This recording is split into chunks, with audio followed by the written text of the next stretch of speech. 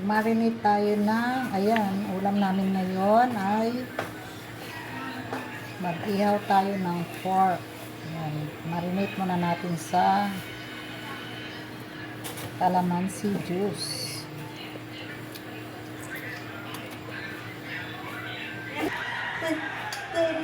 Bigyan natin ng sugar. Ayan. At pampasarap. Tikla natin ang pampasarap. Lagyan natin ng ketchup.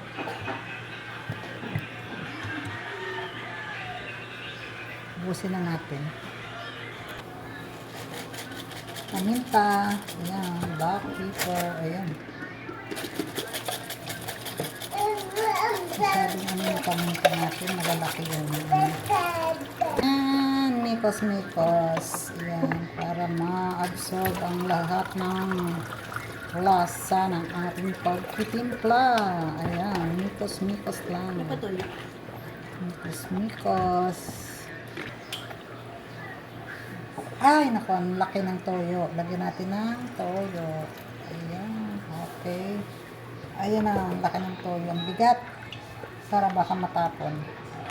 Mikos-mikos lang natin yun, ha. Ayan, set aside muna natin ito at mamaya natin iihaw after 30 minutes. At mayroon din tayong tilapiyang iihawin.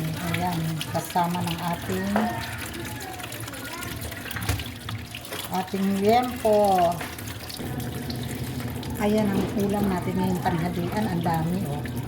Kasi nandito yung anak ko. Meron pa akong iihawin tilapia. Ayan. And meron akong supo. Ayan. Meron akong supo. Ayan, luluto natin yung sa water. At mag-iihaw ako ng talong at saka okra. Ayan ang ulam namin ngayon. Sunday. Thank you so much for watching.